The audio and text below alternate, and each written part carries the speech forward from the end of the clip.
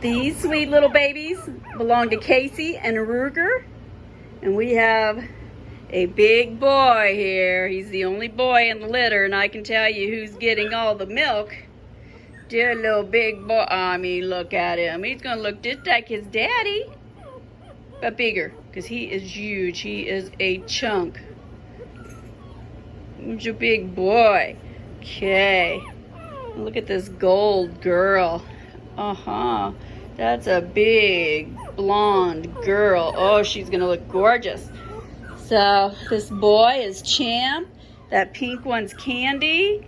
And then, oh, the tiny little one, Checkers. Oh, look at the white spots on her feet and her chest. The little nose is getting black, and yeah. Little babies. But you were born the 17th. You're a week old. Don't be such a sissy.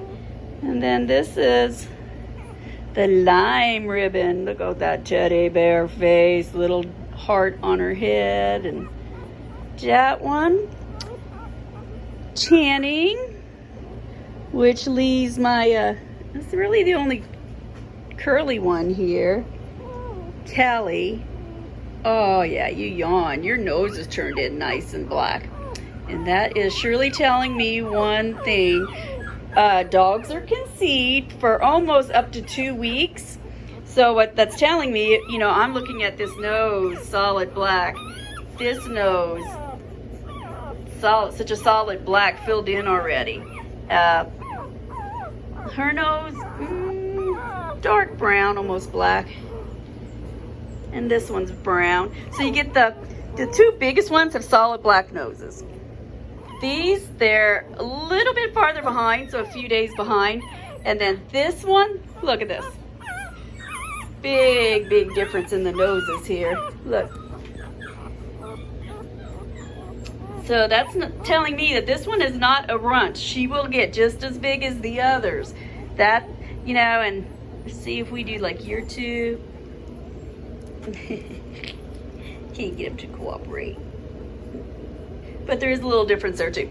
So that's telling me these puppies were probably conceived, you know, like these 2 big ones, conceived first.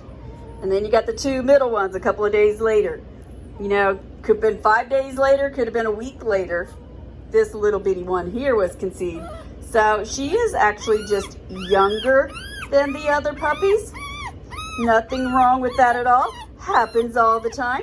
It actually probably makes them stronger because they have to, you know, they're the ones that always have to get in there and fight for their food from the big ones. So they end up very easy going because they're used to, they'll be drinking the milk, and then the big one comes and just pushes them off for the milk and pushes them out of the way to get to the food. So they end up very easy going. But congestion wise, that just means they were in mommy's belly. Not quite as long. Yeah, and you know, well, the female dogs, they have like 2, I guess, fallopian tubes too. So the eggs are coming down at different times, and that adds to this difference in sizing. So that's why some people say they adopted the runt in the litter and they ended up with the biggest dog in the litter, because in the end, you know, it was just born earlier. And that's why, you know, people used to let puppies go home at 5-6 weeks old. But, you know, and as scientists were figuring out, that meant like some of these puppies could only be 3 or 4 weeks old and way too young to take away from their mom. So 8 weeks is a much better time for the puppies to go home.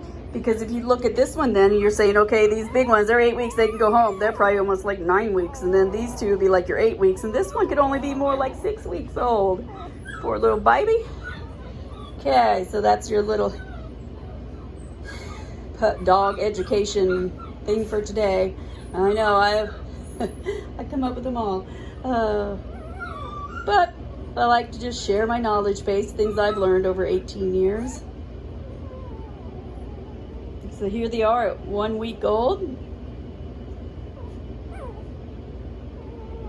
Who's that?